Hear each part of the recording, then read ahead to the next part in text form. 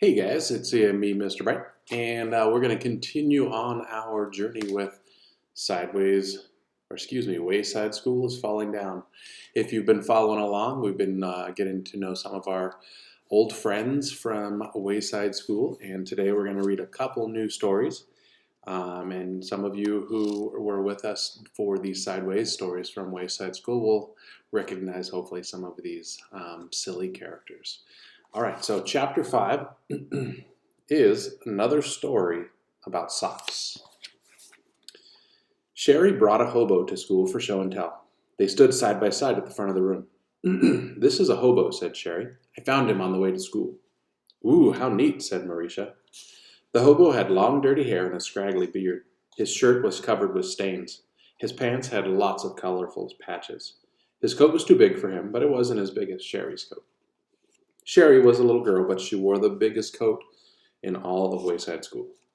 The hobo wore old black shoes that also looked like they were too big for him, but that might have been because he wasn't wearing any socks.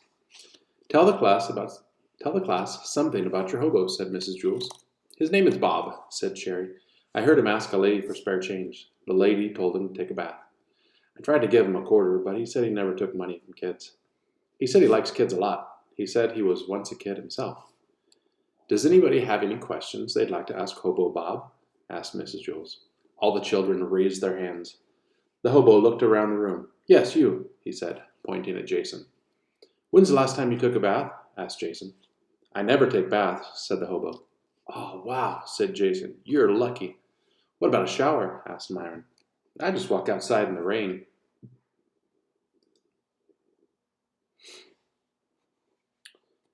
When it rains, I have to go inside, complained Myron.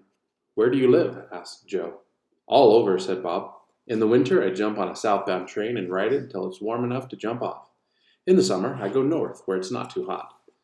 How come you're not wearing any socks? Asked Leslie. I don't believe in socks, said Bob. Yes, the boy in the green shirt. Were you really a kid once? Asked Todd. Yep, said Bob. Did you get in trouble a lot? Asked Todd. No, I never got in trouble, said Bob. Todd smiled and nodded his head. Did you like to pull girls' pigtails? Asked Paul. Of course, said Bob. Who doesn't? Did you like ice cream? Asked Marisha. I loved it, said Bob. What was your favorite subject? Asked Jenny. Spelling, said the hobo. Spelling? Exclaimed Jenny. I hate spelling. I once came in first place in a spelling bee out of all the kids in my school, Bob said proudly. Well, how'd you become a hobo?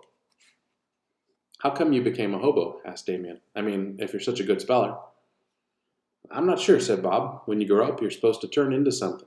Some kids turn into dentists, others turn into bank presidents. I didn't turn into anything, so I became a hobo.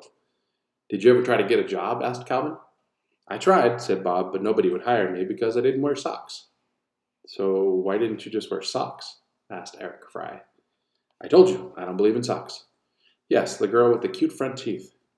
Rondi lowered her hand. She was missing her two front teeth.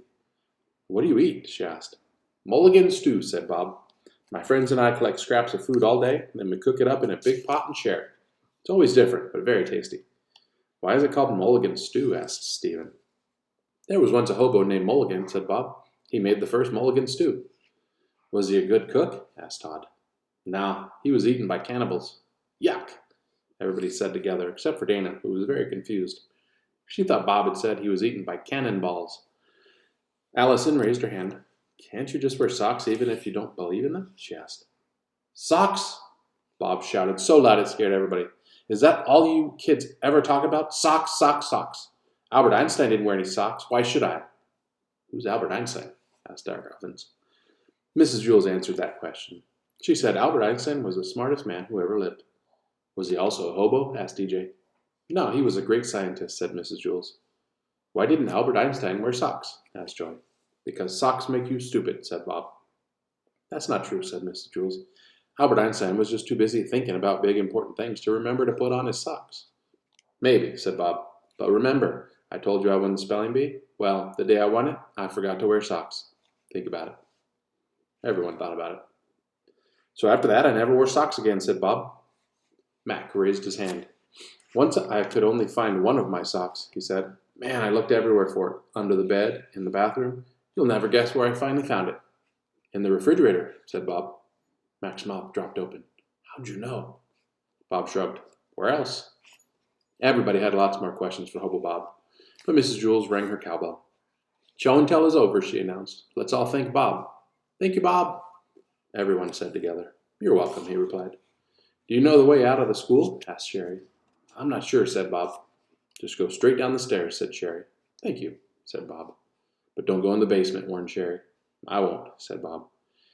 He shook Sherry's hand, then waved goodbye to the rest of the class and headed out the door.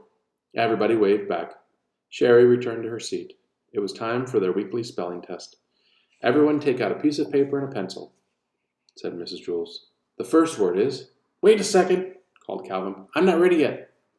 Mrs. Jules waited while all the children took off their socks. Chapter 6. Pigtails. Hi, Leslie, said Paul. Hi, Paul, said Leslie. They were friends now. Paul hadn't pulled either of her pigtails in a long time. Paul sat in the desk behind Leslie. Once, a long time ago, he had pulled Leslie's pigtails.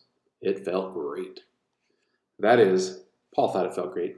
Leslie didn't think it felt too good. But that was earlier in the year when Paul was younger and immature. Now he knew better. Still, her two long brown pigtails hung in front of his face all day, every day. The bell rang for recess. Leslie, said Paul, can I talk to you for a second? Sure, Paul, said Leslie. They were alone in the room. All the other kids had rushed down the stairs. Mrs. Jules had to run to the teacher's lounge. I've been good, right? Asked Paul. I haven't pulled one of your pigtails in a long time, have I? So what do you want, a medal? Asked Leslie. Paul chuckled. No. Well, can I ask you something? Sure, said Leslie. Please, Paul begged. I won't pull it hard. No one will have to know. Please, please. I wouldn't ask if it wasn't important. Please. You're sick, exclaimed Leslie. Paul lowered his head. I'm sorry, he said. You're right. I don't know what came over me. I won't ask again. Good, said Leslie. She shook her head in disgust. Paul watched her pigtails waggle. Can I just touch one? He asked. I won't even pull it. I promise. No. What's wrong with just touching one? Paul asked. Yuck, you're gross, said Leslie as she turned and marched out of the room. As Paul watched her go, her pigtails seemed to wave goodbye to him. He slapped himself in the face with both hands. What's wrong with me, He wondered. He walked to the side of the room and leaned over the counter. He stuck his head out of the window to get some fresh air. Down below, he could see all the kids playing on the playground. They looked like tiny toys. Leslie stepped back into the classroom. I'm getting my hair trimmed tomorrow, she announced. If you want, I'll save the pieces for you. It'll just be some split ends. Paul was so excited he forgot where he was. He quickly raised his head. It bashed against the window frame, then he bounced forward and toppled out of the window. Leslie stared in horror at the open window, then rushed toward it. She leaned over the counter and looked down. Help! Gasped Paul. There was one brick on the side of the building that stuck out a little farther than the others. Paul desperately held onto it with both hands. I'll go get Louis, said Leslie. He'll save you. No, don't go, cried Paul. I can't hold on. My fingers are slipping. Leslie reached down for him. Try to grab my hand, she said. Paul made a grab for it, but missed, and then quickly clutched the brick. I can't. Help. I'm scared. Just don't look down, said Leslie, as she tried to stay calm. She pulled her head back in through the window. Where are you going? Cried Paul. Help. Don't leave me. Leslie looked around Mrs. Jules' room for a rope or an extension cord or something for Paul to grab, but she couldn't find anything. She returned to the window, sighed, then leaned out backward. Her hands tightly held the edge of the counter as she looked up at the sky. Grab my pigtails, she said, then winced. A big smile came across Paul's face. Really? He asked. Just do it, said Leslie. The pigtails hung about a foot above Paul's head. He let go of the brick with his right hand and grabbed her right pigtail. Ah! Leslie yelped. He grabbed her left pigtail with his left hand. Ah! She screamed. Okay, pull me in, said Paul. His legs dangled beneath him. Leslie's eyes watered in pain as she tried to step away from the window. I can't, she groaned. You're too heavy. Paul swung his leg up against the side of the building. Try now. Leslie groaned, then took a small step away from the window as Paul took a small step up the wall. Then they each took another small step. At last, Paul managed to get one foot on top of the brick that jutted out. Leslie pulled her head up inside the window. As she took another step, Paul let go of one pigtail and grabbed the windowsill. Leslie took another step, pulling Paul the rest of the way through. They both collapsed on the floor and tired and sore. Oh, my head hurts, said Leslie. Wow, you saved my life, said Paul. Well, don't worry. Someday I'll save yours.